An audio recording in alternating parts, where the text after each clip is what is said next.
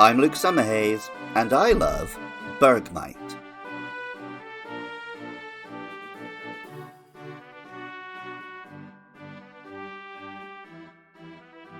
For us landlubbers, icebergs are rarely a concern. Of course, we all know an iceberg sunk the Titanic, but otherwise, ice is rarely larger than a block floating in our drinks, or maybe a thin covering over the road.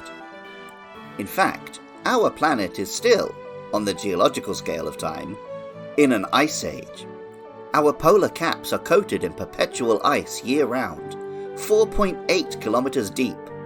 That's half the height of Mount Everest, and spread across an entire continent. When icebergs break off these ice sheets and float across the seas, they aren't on the scale of ships, but of cities and mountains.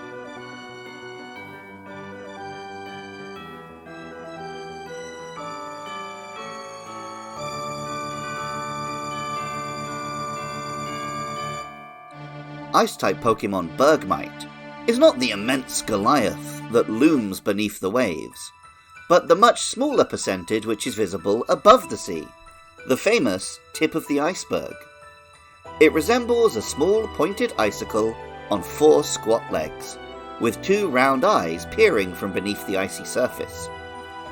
Pokemon X tells us, it blocks opponents' attacks with the ice that shields its body. It uses cold air to repair any cracks with new ice.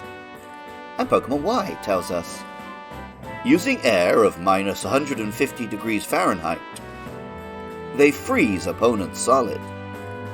They live in herds above the snow line on mountains.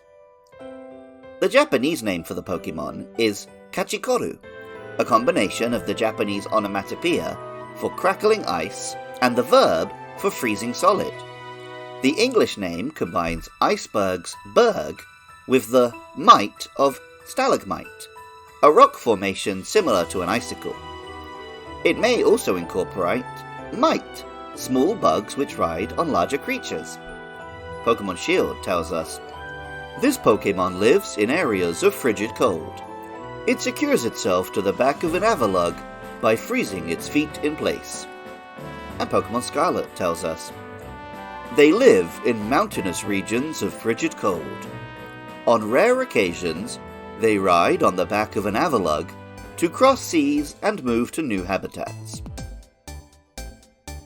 When I was 23, I got my driving license, and for the brief period I had a car, I felt compelled to drive all the people who previously had given me lifts. Similarly, at level 37, Bergmite will have to start sharing the load when it evolves into Avalugg. Avalugg is a large, flat-backed iceberg monster, somewhat resembling a turtle or dinosaur. In Pokemon Sword and Shield, Avaluggs can be seen floating among real ice sheets in the frigid waters. Pokemon Violet tells us, this Pokemon uses its massive icy body to flatten anything that gets in its way. When it's floating out on the ocean, it looks exactly like drift ice.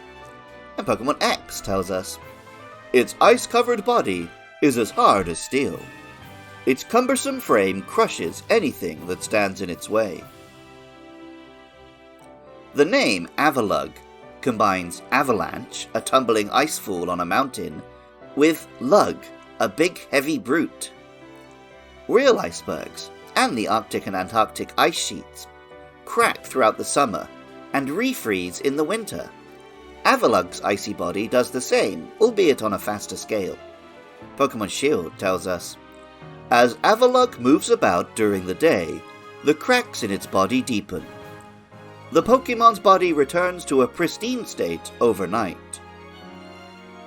The Japanese name is Krebase, combining crevice for the crevices in its surface, and base, as it is a base for Bergmites. Pokemon Y tells us, the way several Bergmite huddle on its back makes it look like an aircraft carrier made of ice.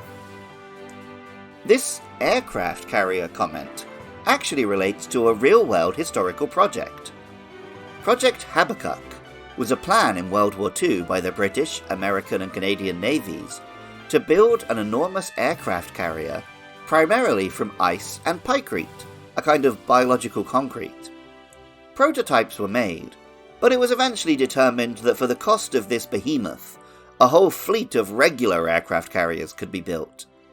The prototype was scuttled, and its metallic bindings still rest at the bottom of Lake Jasper to this day.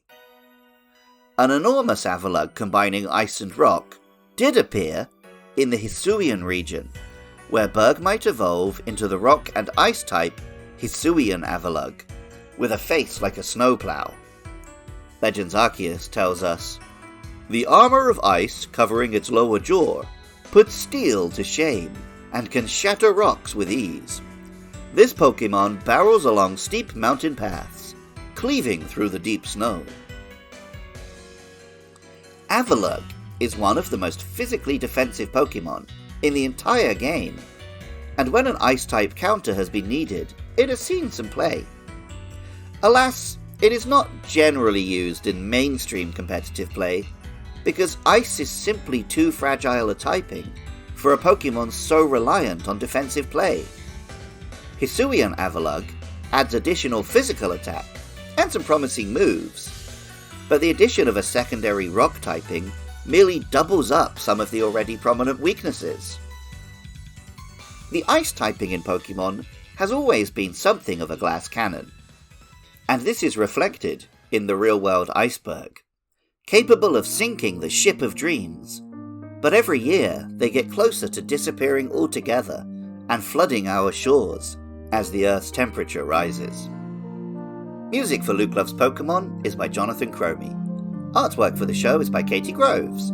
If you enjoy the podcast, find out about my other shows at podcastopodcastius.org.